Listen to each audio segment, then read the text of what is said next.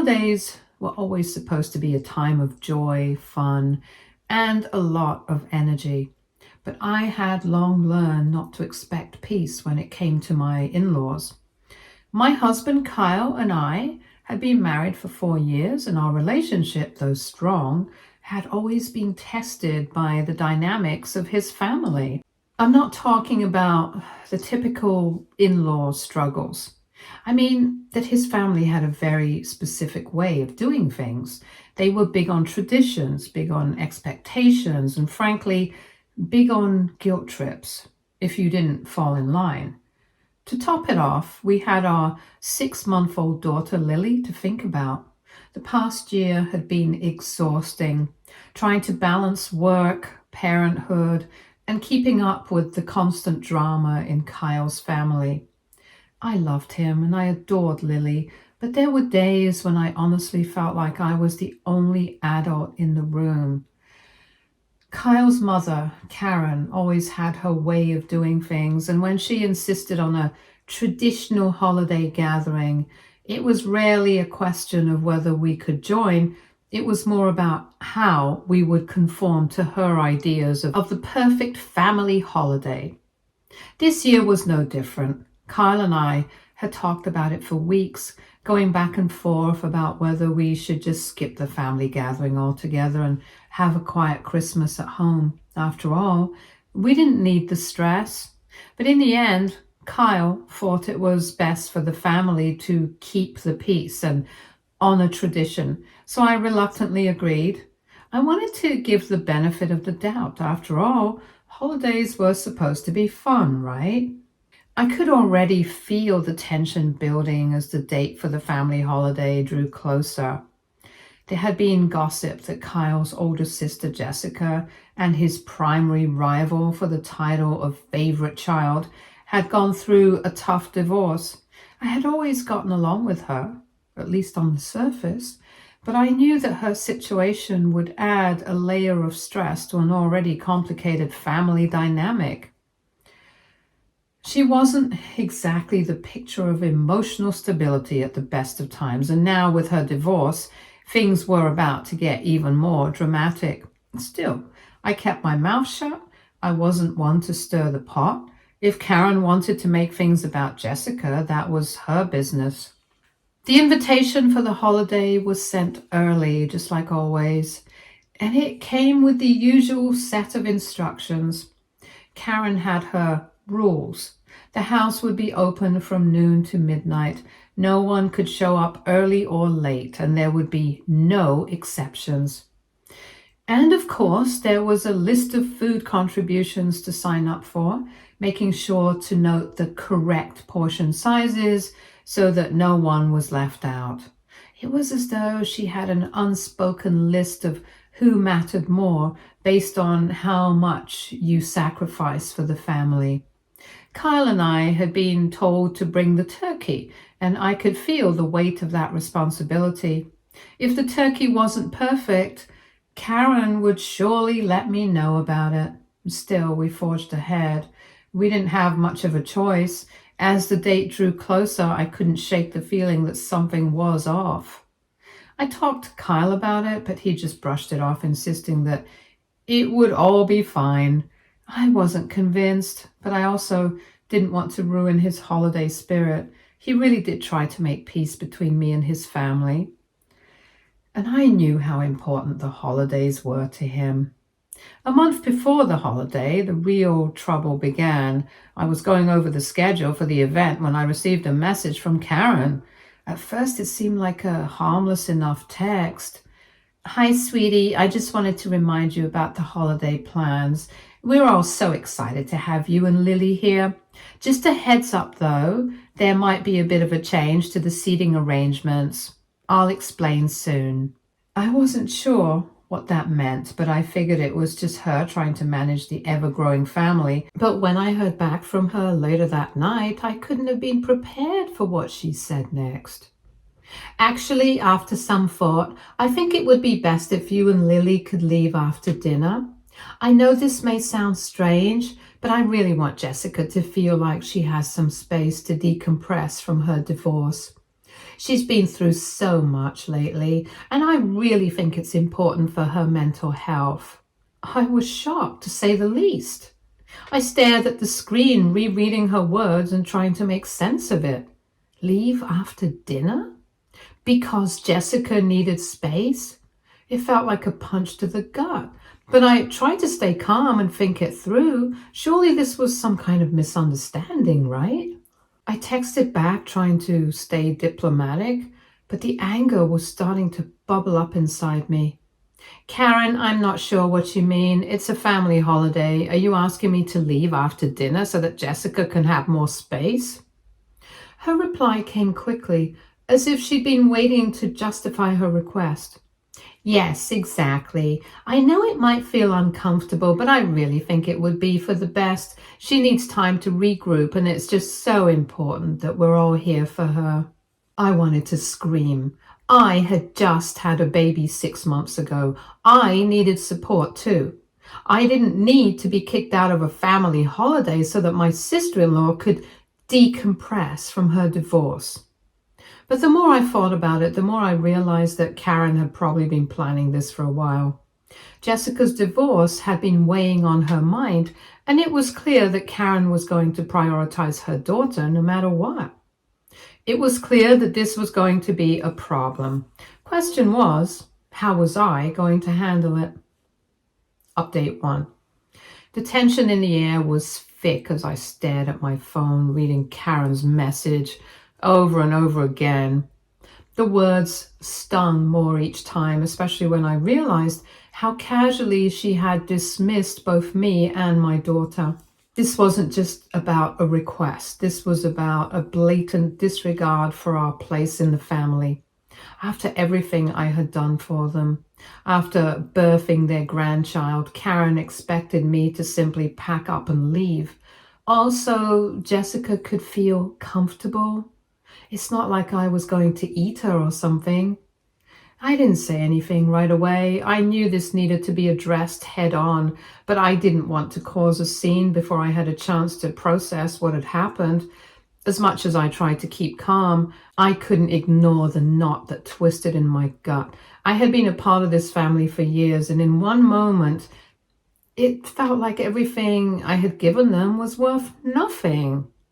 Kyle had just come back from work. When he came into the room after his shower, I decided to break the news to him. His usual easygoing demeanor was absent as he saw the look on my face. I handed him my phone, showing him the text from Karen. His brows furrowed as he read it, his expression darkening. He passed the phone back to me without saying a word at first. Kyle stared at me for a long moment as if processing what was happening. His face twisted into one of disbelief. He couldn't understand how his mother had the nerve to ask us to leave for someone else's comfort. He said this was ridiculous, that after everything, he couldn't believe it. We were family, and yet Karen was telling us to pack up just to cater to Jessica's emotions. I nodded in agreement. It was becoming clearer by the second how selfish and inconsiderate they were being. Kyle didn't hesitate. His anger surged and his body tensed. He grabbed his phone and marched towards the living room. Our baby was still asleep. He dialed his mother's number and put the phone on speaker, and I could hear the familiar ring from across the room. "Mom," Kyle said when she answered, his voice colder than I'd ever heard it. "We're not coming to dinner. We won't be staying over either." I held my breath as I could imagine Karen's confusion on the other end. She didn't understand what was happening. How dare we defy her plans? Kyle didn't let her get a word in. He told her not to even try to talk him out of it. He made it clear that after her request for us to leave so Jessica could have space, he had had enough. He told her that we wouldn't tolerate it anymore. He was done letting her dictate to us like this. He told her he wasn't interested in hearing any more excuses or justifications. It was clear she had no regard for our family's well-being.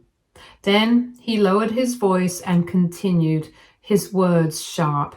He reminded her of everything I had done for his family and how she was treating me. He said that I was the mother of his child and no one would ever come before that. I wasn't going to be sidelined just to make Jessica feel better. I had done enough, and this behavior was unacceptable. I could hear Karen's voice rising on the other end, but Kyle didn't let her speak. He told her in no uncertain terms that Jessica's drama would not take priority over his wife and child. He made sure she understood that we were his family now, and they had no right to try to force us out. I could imagine Karen's shock. Kyle was finally standing up for me, for us. There was no backing down. He wasn't done, though. He pressed further, his voice hard. He told her that she had no idea how much this had hurt both of us. He called out the hypocrisy in her behavior, saying that Jessica's emotional baggage had always taken precedence over anything, but no more.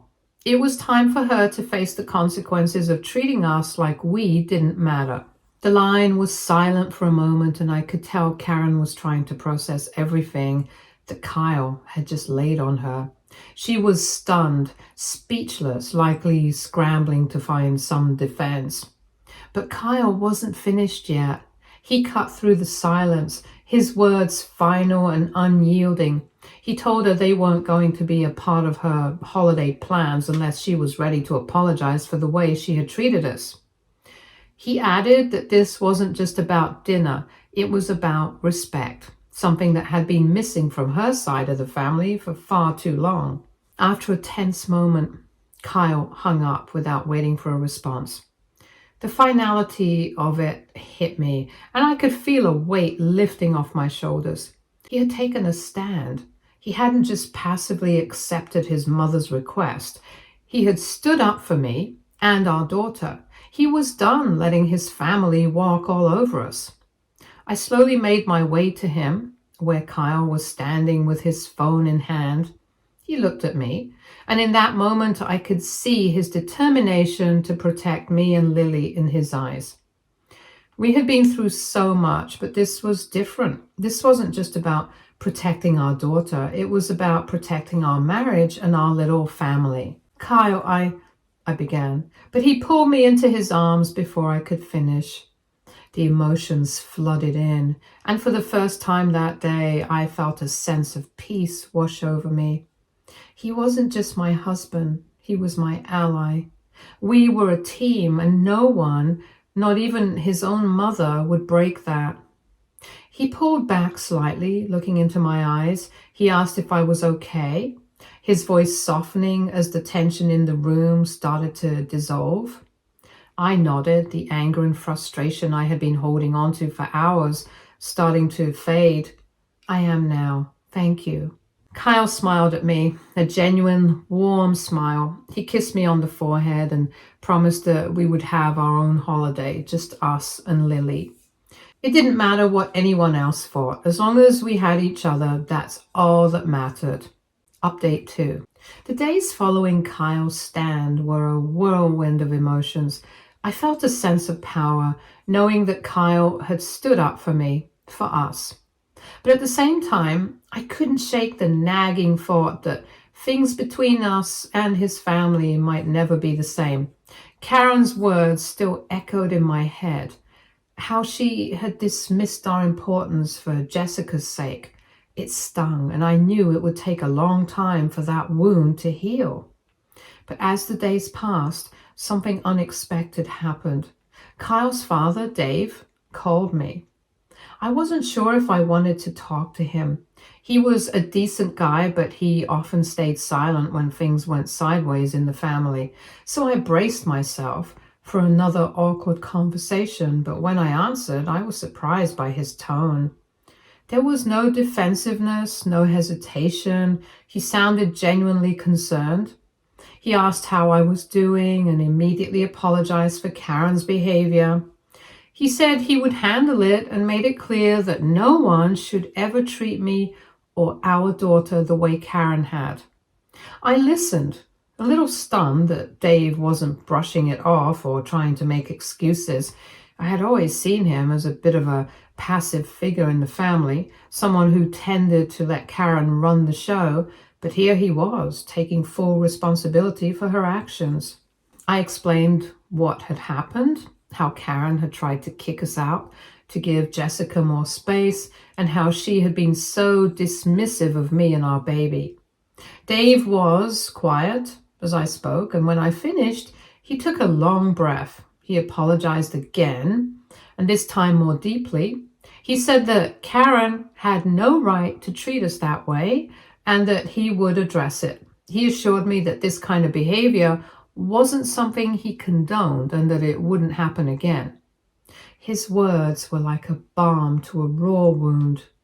It was comforting to hear that Kyle's father was willing to step in and address his wife's behavior, even if it was a bit late. But I wasn't foolish enough to expect everything to magically go back to normal. There were still deep-rooted issues within Kyle's family, and one conversation wasn't going to fix them overnight. I tried to keep things as calm as possible. Kyle and I went about our days, focusing on our daughter and our lives outside of the chaos of family drama. The holidays were still looming ahead, but we hadn't heard much from Karen or the rest of the family. I half expected them to reach out, maybe even apologize, but they remained silent. Then, out of nowhere, I got a call from Kyle's dad again. This time, his tone was more serious. He didn't waste any time. He said, "I wanted to let you know that I've made a decision." There was no hesitation in his voice. "Karen has no idea yet, but I've cancelled the holiday plans. The whole thing's off." I was stunned. I asked if he was serious, and he confirmed that yes, he had called off the entire family holiday.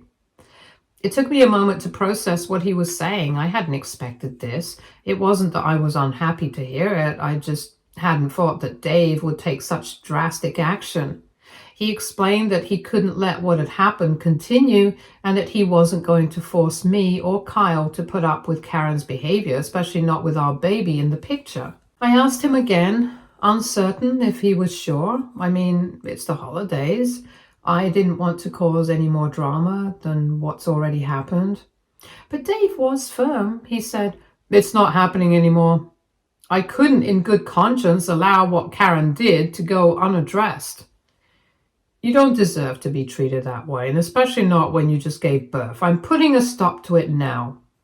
His words left me speechless. I had been expecting maybe a reconciliation attempt, some sort of olive branch extended by Karen or the family, but instead, Dave had taken charge, calling off the entire holiday. I wasn't sure what to make of it, but at that moment it felt huge.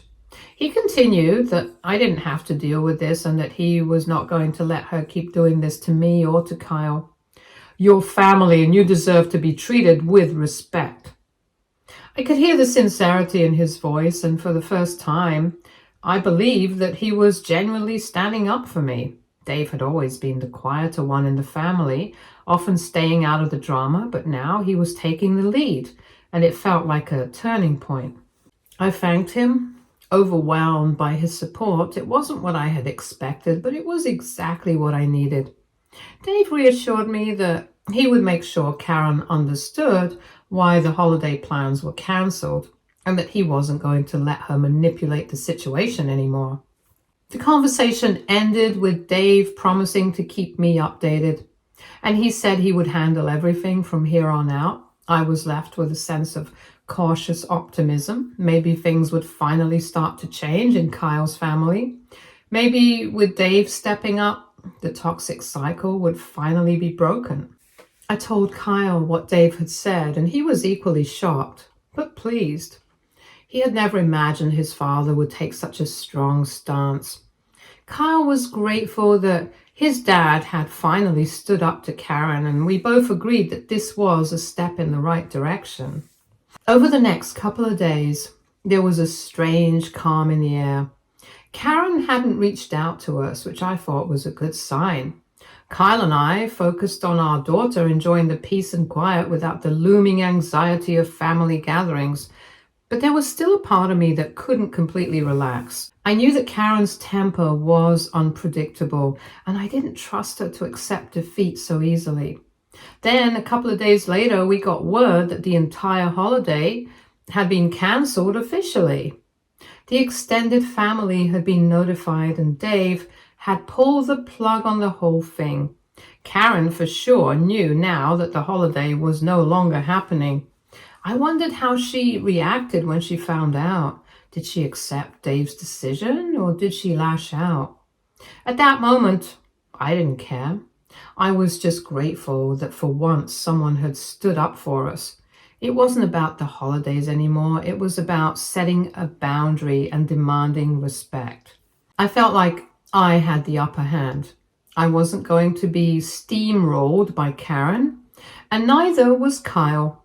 We were a family and we had each other's backs. Update 3.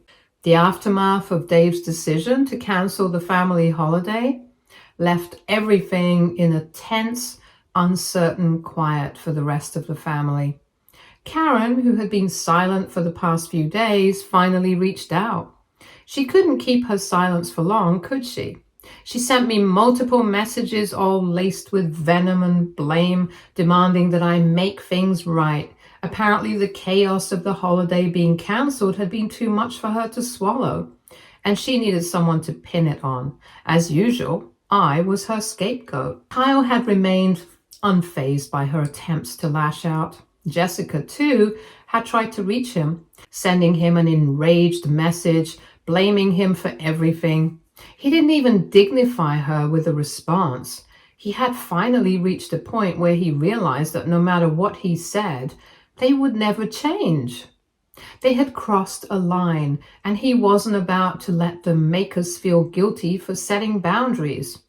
Both of them could scream and shout all they wanted, but he had learned to ignore them, to keep his focus on what truly mattered, his family, not the toxic cycle they were trapped in. A few days passed without much action, but then came the bombshell.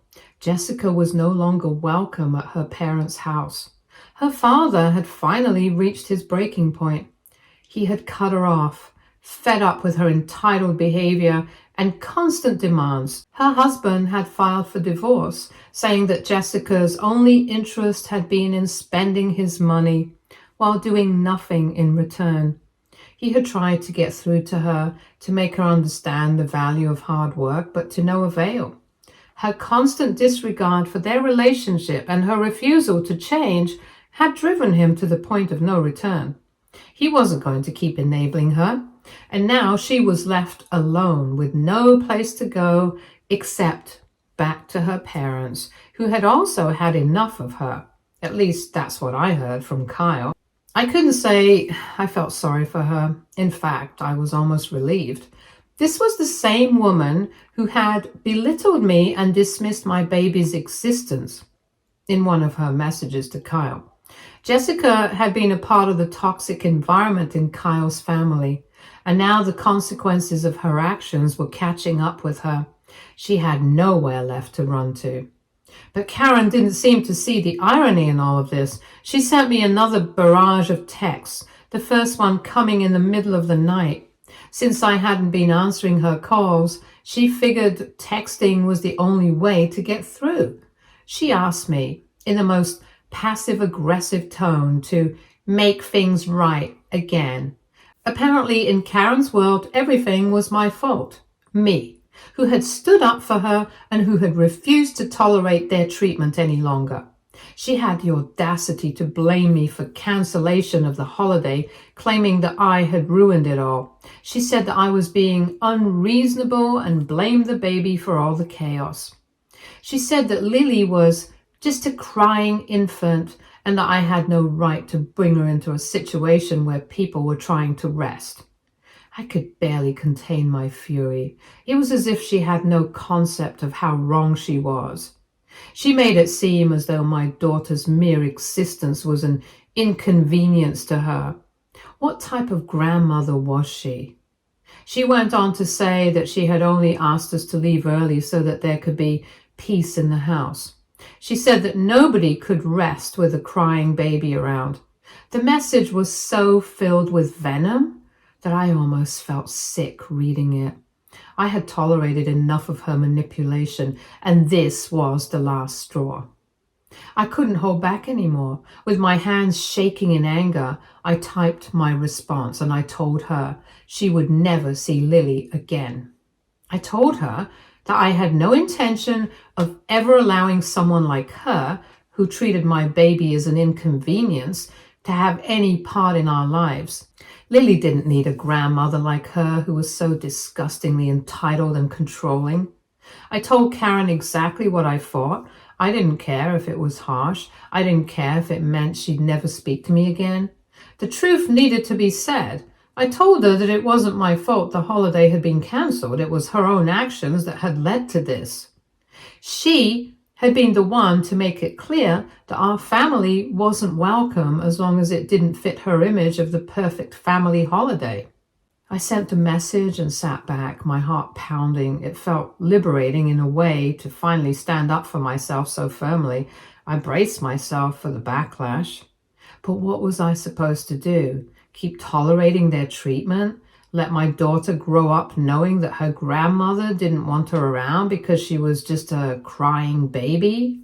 Kyle had seen the message before I sent it, and he was right there beside me when I hit send. He looked at me, his expression full of support. He hadn't wanted to be the one to sever ties, but he agreed with everything I'd said. He had no intention of ever allowing his family to continue treating us that way. Minutes after I sent the message, my phone buzzed with a reply from Karen. I almost didn't want to read it, but I knew I had to. She had tried to justify herself, claiming she only wanted what was best for everyone and that it wasn't personal. She said I was overreacting and that she was just trying to help Jessica through a tough time and that Lily's presence would have been the one thing preventing peace. I didn't bother responding. I didn't need to. The conversation was over. Kyle's reaction had been everything I needed. His support, his willingness to back me up had made all the difference. He stood by me, no questions asked, and we both knew we had made the right decision. The next morning, I got a text from Jessica.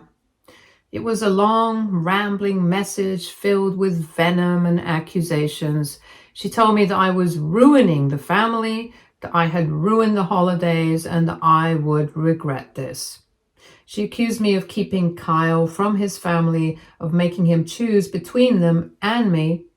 It was the same old game. She wanted to play the victim, and I wasn't interested anymore. I didn't respond. I knew I didn't need to explain myself to her. Update 4. Despite everything that had happened, Kyle was determined to salvage something positive from this chaotic holiday season. He knew we needed to reclaim our peace, and the only way to do that was by surrounding ourselves with the right people. He reached out to Jessica's ex-husband, Mark, who had always been a good friend to Kyle. They had known each other for years. Kyle had invited Mark over for the holiday, knowing it would give him a much-needed opportunity to spend time with someone who he liked, while also shoving it in his mother's and Jessica's faces. I had met Mark on a few occasions, and though things hadn't ended well with Jessica, I could tell he was a stand-up guy. I appreciated that he wasn't the kind of person to play the blame game, especially with everything that had gone down with Jessica. He had no issue putting his foot down and doing what was best for himself. Kyle's cousin, Rachel, also offered to come and help with cooking. She had always been more laid back than the rest of the family, and I had always gotten along well with her on the few times she showed up. It was refreshing to know that she was eager to contribute to the meal and bring some positive energy to our home. She wasn't the type to try and fix things or get involved in family squabbles. She simply wanted to enjoy the holidays with us and make sure we had a good time. She didn't care about Karen and her roles, and everybody knew that. It was hilarious how indifferent she was. Kyle's father, Dave, was another key figure in this plan. After everything had settled and he'd had time to reflect on his wife's behavior, he felt it was important to show his support. Despite the tension between him and Karen, he had no problem attending our gathering. Kyle had made it clear that his father was welcome, and Dave was more than willing to put aside any lingering resentment to be with us. A few cousins of Kyle's, who we hadn't seen in a while, also accepted the invitation to join us. It was the perfect mix of people. People who weren't caught up in the drama, who genuinely wanted to make the most of the holiday. The atmosphere was completely different from what we'd expected just a week before. There was no stress, no passive-aggressive comments, and most importantly, no toxic energy. As the day unfolded, I realized how right Kyle had been to make these changes. The house was filled with laughter and conversation, a stark contrast to the tension and hurt that had hung over us for days. Mark and Kyle's cousin were getting along well, swapping funny stories and cracking jokes while preparing the meal together. Rachel had insisted on making her famous stuffing, while Mark had brought his famous mashed potatoes. When Dave arrived, he immediately expressed his gratitude for the invitation. He was polite and even a little apologetic, but it was clear that he wasn't interested in revisiting the family drama. The focus was on the people who mattered, the ones who were truly present and supportive. Stay tuned for more stories from our girl relationships.